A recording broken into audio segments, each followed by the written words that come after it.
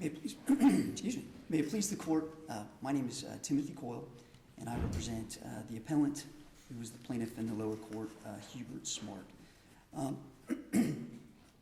Your Honors, basically what this is about is that a summary judgment was granted in the lower court against my client's case. His case was 3 counts. The first for a racial discrimination in the employment category. He was an employee at the FCC in Arcadia, Florida, the Florida Civil Commitment Center, where the sexually violent persons are kept. He's employed as an assistant shift supervisor there. Count 1 is brought under the Florida Civil Rights Act, Section 760.10. Counts 2 and 3 were actually constitutional claims for violation of Article 1, Section 9, for failure to give my client a post-termination name-clearing hearing under the Buxton case versus Plant City. Count 3 is similar. It's also it's a deck action for violation of his civil rights under Article 1, Section 23, right to privacy, basically arguing that his employer, GEO, placed stigmatizing information into the public record. After he was terminated, they sent in the claims file, the investigative file, arguing that he had introduced contraband into the facility. The case proceeded along to discovery. We held the GEO filed a motion for summary judgment, and the hearing was held, and it was granted. And it's our position that under the summary judgment rules that it was improper to grant this, that there was enough genuine issues of material fact to find that it would have been improper to grant this summary judgment. Your Honors, I guess to start with, I would go, the first count is, again, our claim for discrimination, as Mr. Smart is an African American. And we believe that he presented a prima facie case of discrimination. Can I ask a question there Sure. on this count? I'll just tell you an area that I'm struggling with is the issue of the comparator. And you're probably going to go there right away, but that's critical to me because you have identified an employee by the name of Shook as an adequate, relevant comparator. And what I'm gathering from the facts is that employee, which I believe is a female, so I'll call her she, Correct. did not in any way have the rank or the stature of your client. She was considerably below him in the hierarchy there, and it's difficult to see that she would be held to the same standard that your client would be. So help me with that. Correct. Yes, Your Honor, that's where I was going to go next. My client, Mr. Smart, was an assistant shift supervisor, and she apparently is a custodial technician. Some of the case law that I found that I put into my reply brief was that it's not necessarily just the rank that you're going to look at. It's the alleged, one of the relevant factors, the alleged misconduct. That her misconduct was at least... She brought a phone in, correct, right? And gave it to a resident, correct. Okay. Correct. And I'm not really clear factually what happened with your client, because an inmate had his cell phone too, but we don't really know how that inmate got that cell phone, right? Correct. We just don't know. It was found under the inmate's cot or whatever, and whether it might have been dropped at the moment they were checking him out or whether it was already there, we don't really know that, do we? Correct. Right. Okay. That's Mr. Smart's position, is that one of two things. Either I dropped my phone right there when this investigation was going on of this room. He was there leading the investigation. That it was handed to him, his phone. He said, that's my phone, puts it in his pocket. There were a lot of people there who obviously took a different position. At least 2 of them, yes. Yeah. Yes, the person who handed him the phone. Did anyone support his position? It was just his just word against his, the other just two? him, Your Honor. Right, yeah. Yes. Okay. And then that cell phone, we know, was used to communicate inappropriate. We don't know. No, it was not. Okay. It was not used. It was not. Okay, so they never identified what cell phone was used to communicate in a... No, apparently the records of the facility were down that day from a Okay. thunderstorm or lightning storm, That's right, something I along those remember lines. that now, okay. Back to, whatever to help in the comparator, the other issue is, all right, well, who's the supervisor? And it is, as far as I know, it was Captain Lorenz, so that they're both under the same supervisor. And I'd certainly also take the position that Shook's actions were more egregious, that she gave this person the phone.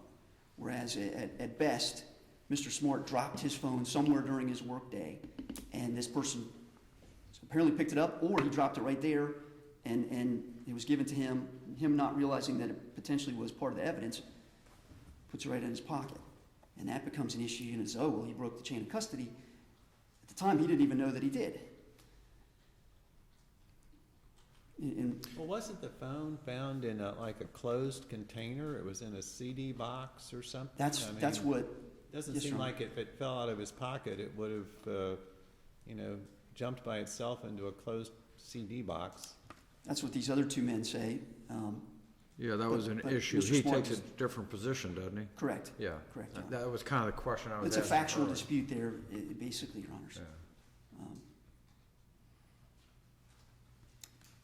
So it's 2 against 1 on that issue. Yes, Okay. yes. But if they conclude that, if they've got two people telling them that this gentleman's phone was found in the inmate cell inside this closed CD box, and they decide to fire him because of that, because it violates their rules, where's the proof of some kind of discrimination? Your Honor, that's where that it then goes into, well, we felt that was pretext for firing him based on his race, that there had been other incidents that involved him leading up to this whole incident with the cell phone. Well, one of which had to do with President's Day, which was tenuous at best. Apparently, I guess when he was asking to have President's Day off, he was sort of met with, I guess, a smile and said, Smirk, I we think don't is do the that word. anymore, with some reference to the Right. fact that we have an African-American president now, or something like that. Correct, Can you sort of help me with that a little bit? I guess in that, the context of it is he took that to be the attitude, of a basically, you're an African-American, President's African-American, we don't do that anymore. Well, we really don't know that, do Attitude. we? I mean, based on the evidence in the light most favorable to your client, it's really hard to get that from what's there. I mean, there were no words said like that. They just said, you're not getting President's Day off. We just don't do that now. And it sounds like there's been an effort to extrapolate from that to some, racist sort of overtone. But I had a hard time getting that from the transcript. So tell me where I'm not seeing that. It was the same thing with being outside and being searched coming back in. The evidence is it's not because this gentleman was African American, it's because this was the policy and it was applied to everyone. Well, on that particular one, he had said he wasn't aware that's what the policy was. When he disputed it, then he was written up over that. Or when he questioned, wait a minute, why am I getting suddenly, checked here, that he was written up over that.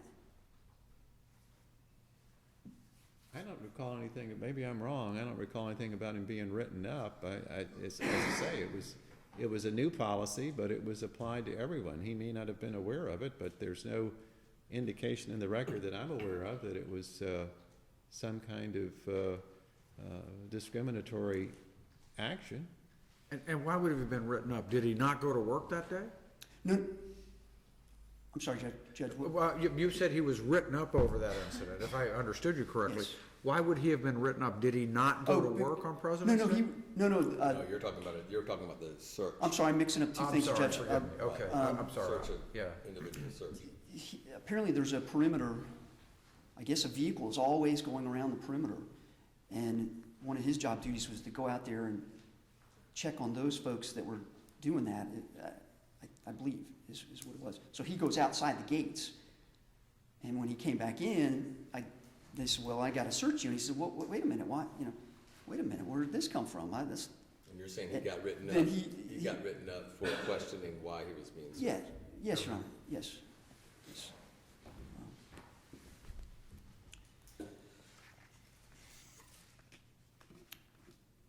Judges, the other issue on this is the constitutional claims that were brought under counts 2 and counts 3. And basically the whole thing hinges on the fact that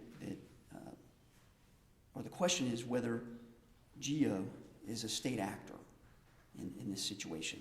Because if GEO is not a state actor, then my client doesn't get the constitutional protections under Article 9. Doesn't get the due process. They're just a private Correct. contractor. He's just though, like aren't they? a regular employee. And so that's pretty much the issue there. And where it first came up was GEO had filed a motion to dismiss, at the pleading stage.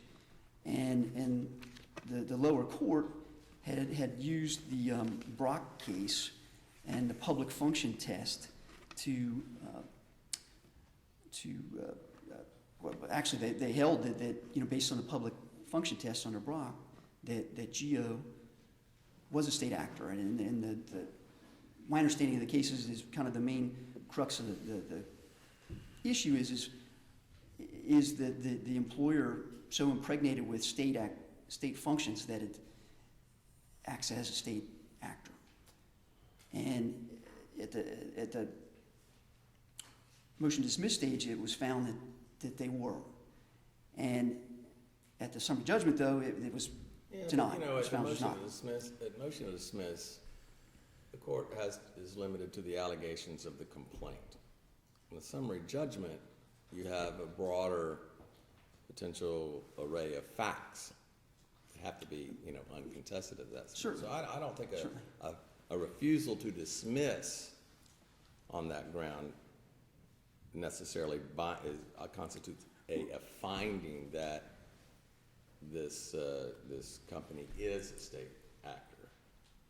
But I do have another question on this topic. Okay. The other side seems to argue that they argue that this state actor principle is limited to the specific incident, I suppose, and argue that because GEO wasn't enforcing state personnel regulations, it was not a state actor. Do you think the Brock test is that narrow? No, I do not. I think it's actually broader. Is that again? They're impregnated. They're functioning almost as the state of Florida in guarding and housing these. I know they're called residents. They're not inmates. They're the residents at this facility. They're residents who are not entitled. Not to against cell phone. against their will, but nevertheless. So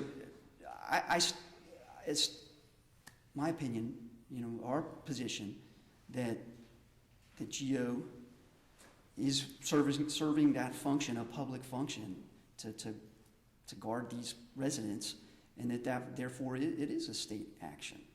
They are a state actor, and because they're a state actor, then he would get, under Section 9 of the Article 1 of the Constitution, a post-termination name clearing hearing, and he'd also be entitled to, Article 23 for the right of privacy regarding the information that's in the public record that was sent up to the FDLE regarding his certification as a law enforcement officer.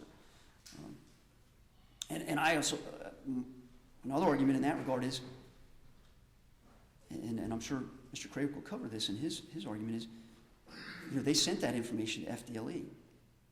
And I argue that's a state action right there, doing that. Well, that's a different. Anyone could send information to FDLE, and that does not make them a state actor. Sending information to FDLE, but I think your argument that that being the contractor who is performing this function, has definitely has some validity. And then the question is, they said, well, obviously this would not make someone who wasn't involved in that function a state actor. So if the company had an employee that was working somewhere else, not for the state, this function would not give them those due process rights. But they seem to narrow it even further and say because this wasn't, the enforcement of a state personnel reg, they were applying their own policy that somehow took this out of that realm. And you do not read Brock that narrowly. Correct, Your Honor. Yes. Unless Your Honors have any more questions, I'll Okay, and you're down to about 5 minutes anyway, so you can. Can I use that for rebuttal? Yes. Thank you, Judge. Good morning, Your Honors. Daniel Kraut from Hinshaw and Culbertson for the Applebee's, the Geo Group, and GeoCare. I have a few points I'd like to clarify. First, Judge Morris, I believe you were concerned about where the phone was actually found. The only record evidence is that the phone was found in a box under the bed, and I would agree with the panel that it doesn't just fall into, a box underneath the bed.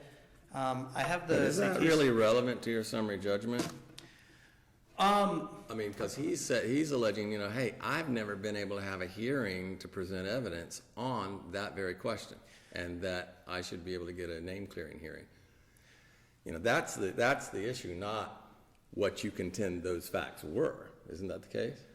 Well, Your Honor, I believe this is relevant as far as whether there's any pretext evidence for discrimination or whether there's similarly situated comparator. Well, if they find the phone in a box and have made the inference that, he gave the phone to the inmate, for instance, or lost the phone and never reported it, the idea being that the inmate had the phone for some time, and there was a non-minority employee who had been caught actually smuggling a phone in to give it to an inmate, aren't those relatively equivalent? Isn't that relatively equivalent wrongdoing, and the disparate treatment between those two might form the basis of a prima facie case? It's an excellent question, Your Honor, and I believe the answer is no. First of all, Shook is completely irrelevant and is not summary judgment evidence. Smart admitted in multiple places at his deposition and his interrogatory responses that he only heard about Shook from other employees. That's classic hearsay. We can't even consider that. So Shook is completely off the table, in my opinion. If she's not off the table, I had a different position. The only record evidence is she was held to a higher standard. I know in his brief he challenged the fact that it was in an affidavit, but Rule 1.510 says you can use affidavits in summary judgment. So in my mind, respectfully, I don't think there is any issue as to an adequate comparator. There's no evidence that one exists. And when you look at the two people, as far as what evidence does exist, they're just completely dissimilar. If you have any more questions about that, I'm happy to answer, Your Honor. But No, and I do have questions on the name clearing hearing. Sure, Your Honor. Yeah, is it really your position that because this private contractor was not applying a state personnel regulation, it was not a state actor? Yes, Your Honor, and I don't have the exact citations in front of me, but if you look at, there were a couple of Northern District of Ohio cases I cited involving police officers who made similar claims. I believe some of them were name clearing hearing claims. And as every case that I've ever been able to find dealing with employment actions for state contractors, they're not entitled to the protections unless whatever happened was actually caused by the government. It doesn't matter that they're running a private prison, which is actually not a point we've conceded because it's a Florida Civil Commitment Center, but even if you were to assume it's similar, there's actually a couple points on that. So how would the government have caused this? Well, the government didn't cause it. How would the government have caused this? How would the government have caused something like this in a way that would entitle the employee to a name clearing hearing? Hypothetically, and nothing to do with this case, I guess I could imagine a scenario where the government specifically imposed a policy on Geo saying under no circumstances could you give them a name clearing hearing. And if somehow that caused them to violate his constitutional rights, then maybe we'd be closer. But in this case, all the record evidence, Captain Lawrence's deposition, is that the state of Florida had nothing to do with these decisions. And in fact, there was one point I wanted to clarify factually is Geo's contract is not even with the Department of Law Enforcement. It's with the Department of Children and Families. This government agency, isn't it? That is true, Your Honor. But it's different. So that doesn't really alter, that doesn't really have an impact on whether it was a state actor. Well, I think it does to the extent that, This wasn't a prison, right? no, in This Geo's, was a healthcare facility. correct, Your Honor. So they were giving these inmates health care. I guess they didn't want them to get cancer from the cell phones. Is that what? I would imagine so. It's a big threat. But I do, to go back to your point, I do think it's somewhat important that all of these things, you know, for example, he admits that the Florida Department of Law Enforcement gave him a hearing and they found that he did not commit misconduct. That just shows it's totally different than anything Geo's That did. didn't have anything to do with his employment. That had to do with his status on their list, right? On his certification. I agree, Your Honor. I think that just bolsters my point that what happened at Geo was an employment matter that had nothing to do with the government. No, that doesn't mean that the employment didn't have anything to do with the government. It meant what the FDLE was doing was not an employment-related hearing. Well, that's correct, Your Honor. It has to do with his license as a Right. law enforcement. It's a wholly different matter, is it not? And and in terms of the government, you know, obviously the government, he's got a right to a hearing on the license issue with the government. The question here is whether your client was a state actor for purposes of giving him a due process right to a name-clearing hearing. And I don't think the one has anything to do with the other. Oh, you're correct, Your Honor, other than just I wanted to point out what were factual differences, which may or may not be important. Right. But I do have to say, and I think I can confidently say this because I did a lot of research, I haven't been able to find any case that would rule the way that the appellant would like the court to rule. You know, there's not a lot of case law in Florida. There's the Brock case, totally different scenario. It had to do with whether or not, I believe, a mobile home park was essentially a municipality. And the court said, in that case, no. The court doesn't go into a lot of analysis in that case that would be helpful to this court. And in fact, I think that it would be a great opportunity for this court to clarify this in Florida, and especially the second DCA, because we have the Florida Civil Commitment Center here. And there are a lot of private prison-like facilities in Florida. And this issue could come up, I think, quite often.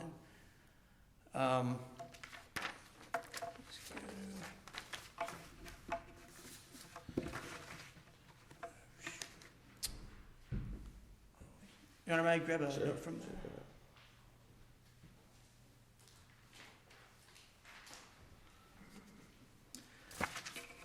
Respectfully, I'd like to direct the court's attention in particular to two cases on the public function test.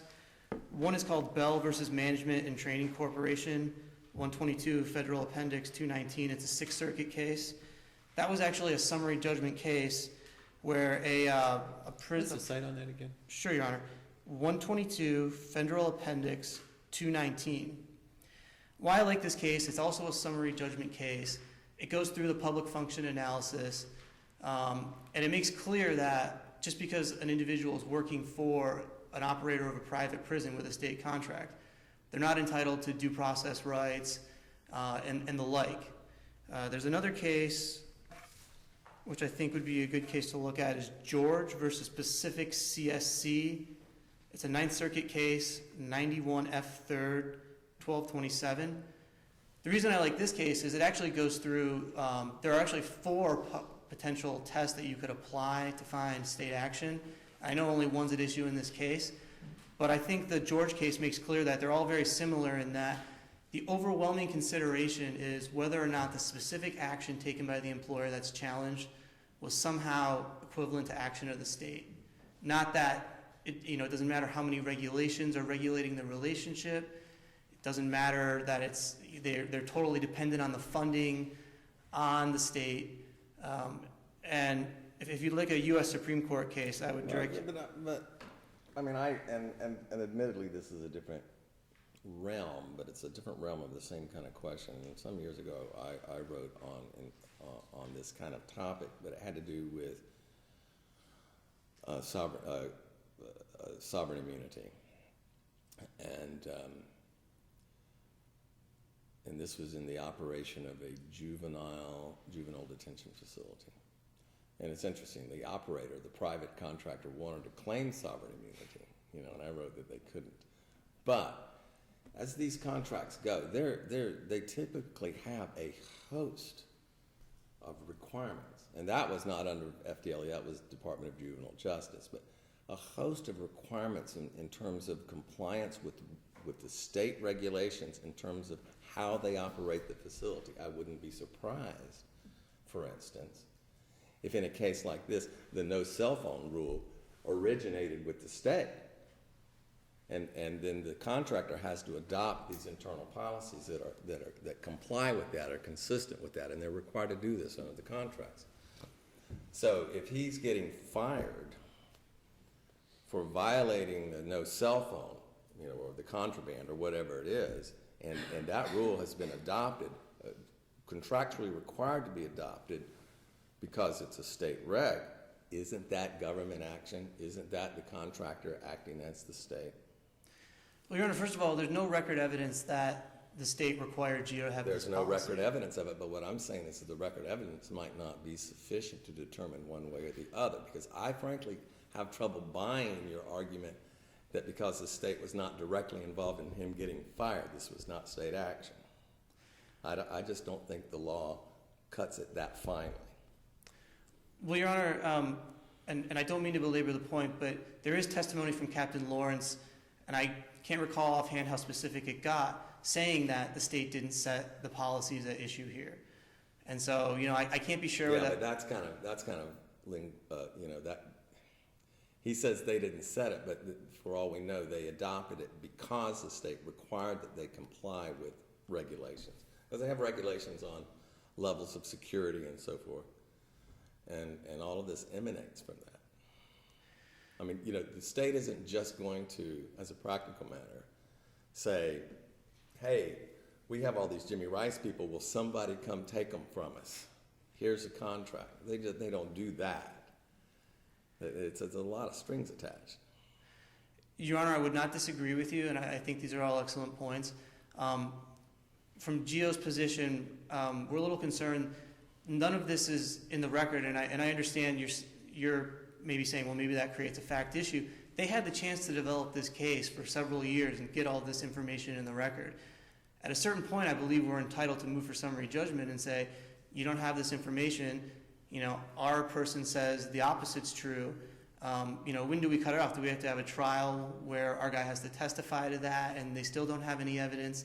My personal position would be that we do not have to, and that we were entitled to summary judgment on the issue.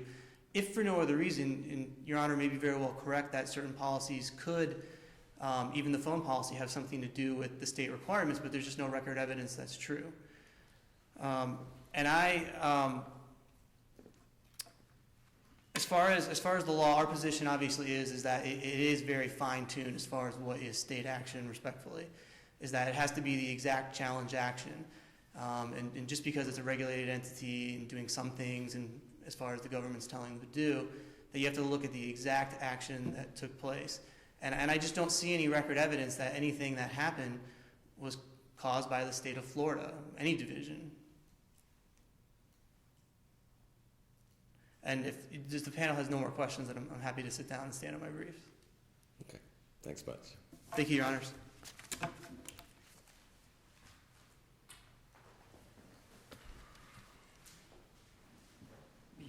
Very brief, Your Honor. The only issue that I wanted to talk about was in regard to C.T. Shook, who didn't work there anymore. We could never find her, and so really the only testimony about her is in Mr. Smart's deposition that's on record. And it's in my reply brief, and there's one question: did you hear about directly from her or any? And his first part of his answer is from her. That still doesn't make it not hearsay. I mean, he heard it from her, but it's still hearsay. I guess it's. Did you do somewhat discovery ambiguous. into GEO's own files on that topic? I'm sorry, Your Honor. Did you do discovery into GEO's own files on her situation? I'm sure we asked about it, Your Honor. I can't recall exactly, what request to produce was done, but we really didn't get any information about her Right. in our initial, regular discovery of request to produce interrogatories. And by the time of the summary judgment, we hadn't found her, and I don't know that we'd ever I mean, I suppose we could have found her by the end of the, time for trial, but, Not by the Anyway. time for summary judgment. correct. That's the only point I had, Ernest. Thank you. Thank you both very much. Thank you, Your Honor.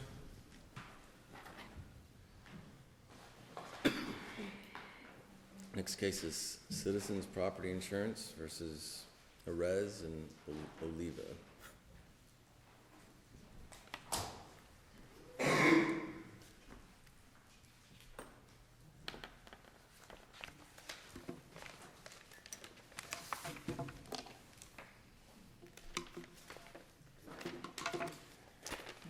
Good morning.